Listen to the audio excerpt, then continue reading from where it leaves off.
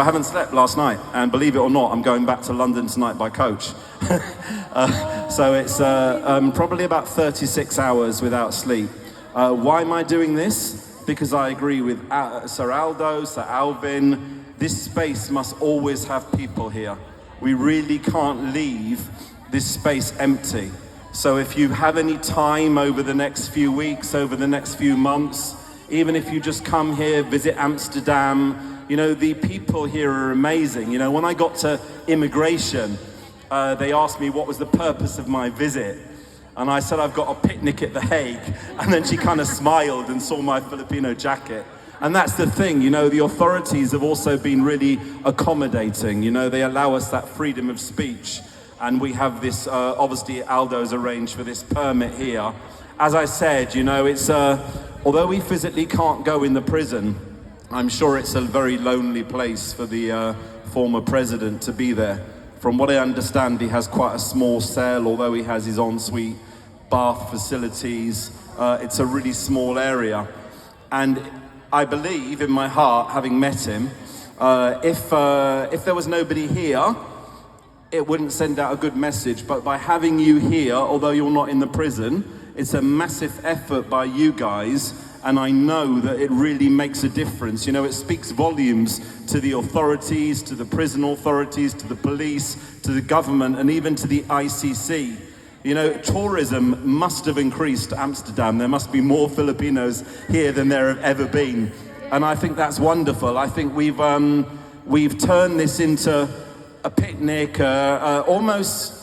People say to me, like, I think Odoba Chronicles said I was the Duterte fanatics leader or worshipper or something like that.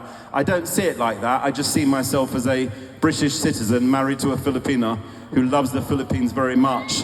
And having met, and amazing you guys, OFWs, nurses, whatever jobs you do, you know, Filipinos make a massive contribution to the world stage. And as I said recently, I think the world will be a darker place without Filipinos. Anyway, really quickly, let me go ahead and just say what I'm going to say. It's a long time to September. And I really wish that initially when the former president was arrested, as I've said before, I really wish that he'd have been held in Davao into some kind of house arrest, because I don't understand the reason why they've flown him thousands of miles, an elderly man, 80, with multiple medical conditions.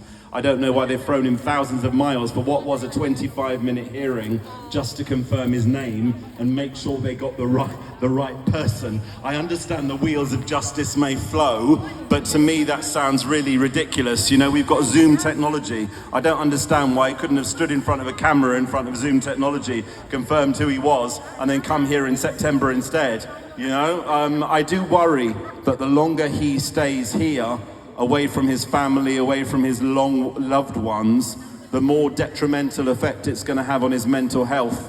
And I know he gets thousands of cards and thousands of messages of support, but all I would say to everyone here is please don't give in. Please tell all your friends, please tell all your relatives, please make an effort to come here. If you need directions, please speak to Sir Alvin. I know he did a post on Facebook that I used myself. That was incredibly helpful. Thank you for that, sir. Thank you for your efforts in continuing with this. I will continue with my social media campaign, despite the bashers, despite the death threats, despite people making fun of me, because I believe it's the right thing to do. And I hope and pray that former President Duterte is one day freed and is able to go back to Davao. You know, God forbid, if he was found guilty, God forbid, any lengthy prison sentence, sad to say this, and I know it's terrible, could be a virtual death sentence. And the EU doesn't have a death penalty. So why are they subjecting an elderly man for years and years, which is how long this case may last for, in the prison? You know, why not deal with this another way? You know, of course he's got questions to answer, and I get that, but he even said he invited the ICC to come to the Philippines to investigate. I think the way it was carried out is not appropriate. It's not for me to speak about the case, but all I can say is I pray for him, and I pray for his family, and I really hope and pray that this ordeal and this captivity that the president now faces is over soon. Anyway, thank you so much for coming here. Maraming salamat. Thanks to Sir Alvin, Sir Aldo, and best wishes, and of course, mabuhay Pilipinas. Maraming salamat po.